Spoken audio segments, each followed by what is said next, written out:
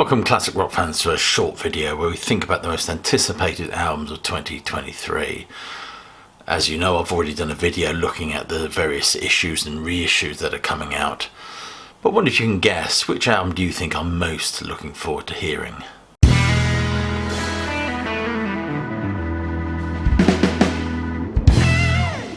I will say at this point, as I always do, if you're new to this channel, please do click like, subscribe and check that notification bell.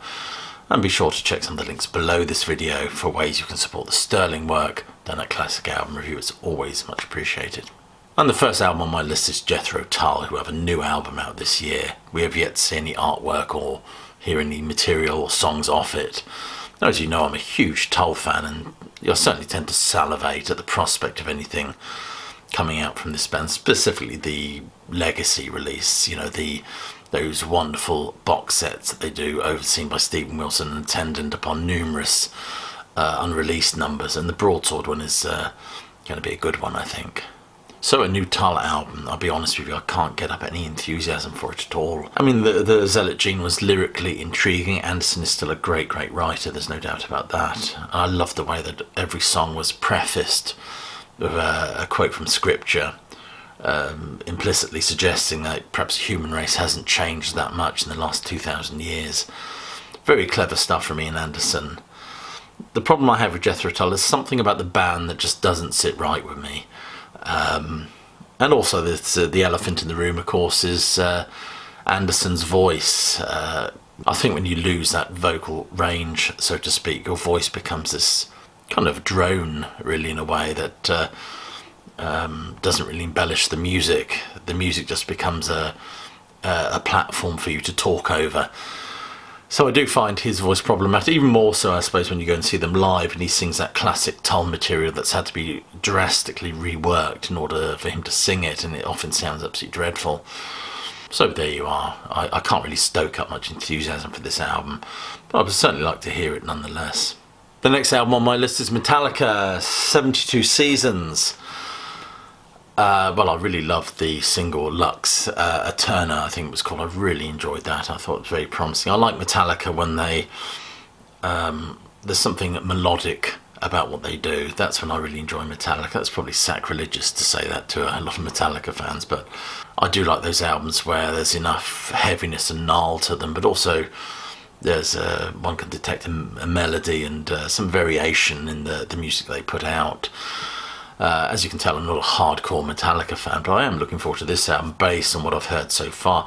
Also, I'm intrigued by the idea of the 72 seasons being representing the first 18 years of one's life. So it's Metallica does a concept album, perhaps. It's one that certainly piques my interest. Also intriguing is that exploration of those first 18 years and how they shape you as a human being.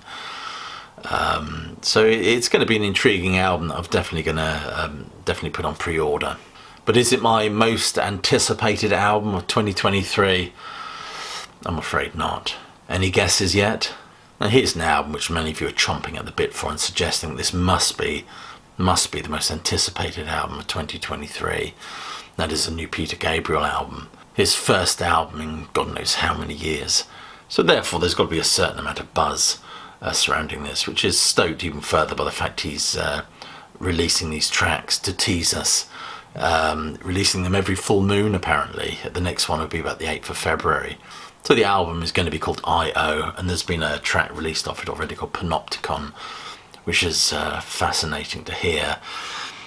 Of course, what is interesting about the concept of the Panopticon, I mean, Jeremy Bentham, the philosopher, spoke about a prison that was shaped in a specific way so you could see everything that was going on with everybody. And of course then it becomes an effective metaphor for a dystopian society, pretty much like the society we live in now, I guess. I don't know if that's where he's going with this, but there certainly seems to be an idea of surveillance with this. He's teamed up with Brian Eno, which will make for some interesting textures on this album. Of course, bassist Tony Levin and drummer Manu Katché, as well as guitarist David Rhodes, which I think is actually Gabriel's touring band. These are great musicians, and this sounds like it's going to be a great album, which I have on pre-order. Interestingly, Panopticon was actually recorded at Real World Studios in Wiltshire, and the Beehive in London. If I may quote the press release, Panopticon has been released on a full moon, and future songs from his 10th studio album will also be put out on the night of a full moon. The next one is the 8th of February, as I've said. I really enjoyed listening to this track, that familiar sort of Gabriel purr to his voice. It just felt so great to have him back, really, and making music. Gabriel has said that, if I may quote, "Some of what I'm writing about this time is the idea that we seem incredibly capable of destroying the planet that gave us birth, and that unless we find ways to reconnect ourselves to nature and to the natural world, we're going to lose a lot. The simple way of thinking about it, where we fit into it all, is simply looking up at the sky." Reminds me a little bit of the idea behind the Big Big Train album Common Ground, where I think the idea was human connectivity rather than connectivity with the idea of the planet and the world we live in. But in the same sort of ballpark, I guess. But this is an album that I'm really looking forward to hearing. But is it my most anticipated album of 2023? Afraid not. So my most anticipated album for 2023 is the new Uriah Heep album. Comes out in a couple of weeks' time. It's called Chaos and Colour. No doubt it's been a bit of a rough year for Uriah Heep fans. We've lost, of course, Lee Kerslake, Ken Hensley, and of course John Lawton, all died in the last 2 years. It's a constant reminder, in the words of Warren Zevon, that we should enjoy every sandwich. But this album, the reason I'm looking forward to this album so much, I think Heap are doing something very, very special. Some of their later material is remarkably good, but often overlooked by people who don't want to move on from the Dave Byron era. Their last album, Living the Dream, I believe it was called, is a remarkably good album. Love the sound and textures explored on that classic Heap, really. Easily makes my top 10 Uriah Heep albums. And this one I have high expectations for.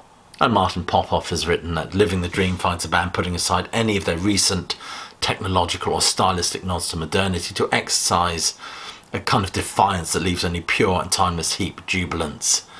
It was such a great record, and I'm so psyched about the fact they've got a new album coming out. So there you are, that's my most anticipated album so far of 2023. It's probably certainly on par with the Gabriel album for me, but certainly the new Uriah Heep album, which comes out, I believe, in 2 weeks' time. It's Chaos and Colour. Do yourself a favour and order that. It's going to be wonderful. Anyway, I wish you a happy new year, and generally hope you're enjoying the content that I put out. Check some of the links below this video for ways you can support the channel. Consider becoming a patron, and I shall now wrap it all up with my usual closing salvo, which is, hope you're well, staying safe, but more importantly that you keep listening.